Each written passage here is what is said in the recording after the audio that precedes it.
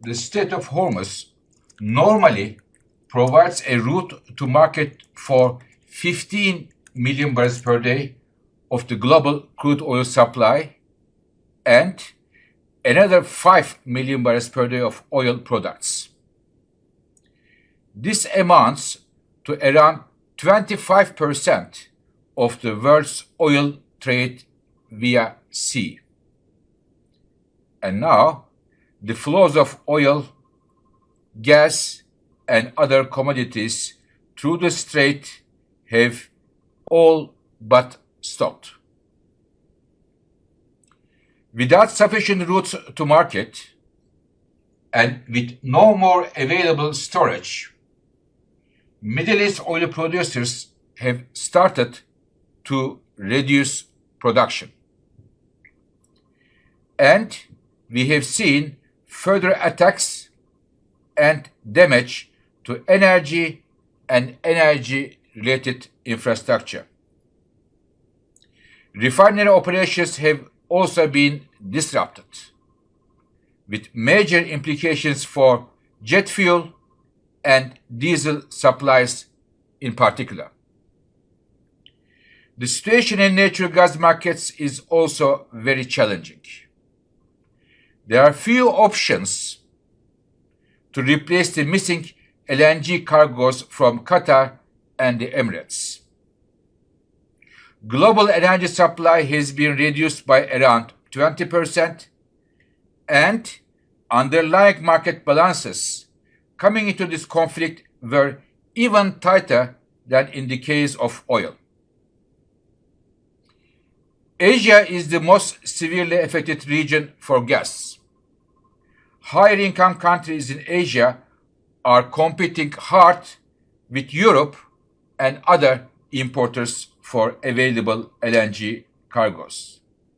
But also some price-sensitive developing economies are simply short of natural gas and are forced to ration consumption. Dear colleagues, energy security is the founding mandate of the International Energy Agency. And when oil markets have faced major disruptions in the past, the IEA has taken collective action to provide extra supplies. We have done this on 5 occasions up to now.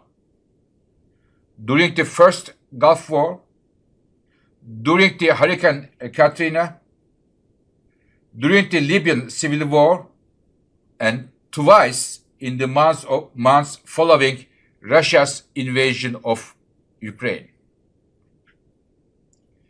And since the current conflict began 10 days ago, I have been in constant dialogue with ministers from all IEA governments and from key oil and gas producers inside and outside the region, such as Saudi Arabia, Brazil, and Azerbaijan, to give you some examples.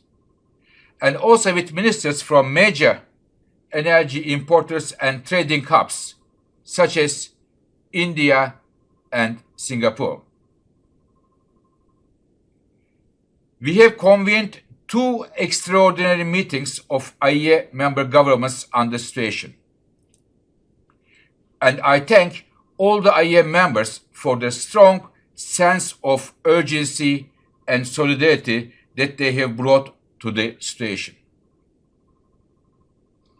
I was also invited by France's G7 presidency to brief and discuss meetings of G7 finance and also energy ministers this week on the energy market situation. I would like to thank President Emmanuel Macron of France in this regard. Dear colleagues, as a result of the discussions among IEA members, I can now announce that IEA countries have unanimously decided to launch the largest ever release of emergency oil stocks in our agency's history. IEA countries will be making 400 million barrels of oil available. I repeat, 400 million barrels of oil available to the market to offset the supply lost through the effective closure of the strait. This is a major action aiming to alleviate the immediate impacts of the disruption in markets. But, to be clear, the most important thing for a return to stable flows of oil and gas is the resumption of transit through the Strait of Hormuz. Dear colleagues, in this context, IEA will continue to actively monitor the situation in markets and to make further recommendations to our member countries if needed. As I mentioned in the beginning of my remarks, the IEA was founded over 50 years ago with the core mission of upholding energy security. That is what we are doing today for oil markets and what we have been and will continue to do across the entire energy sector.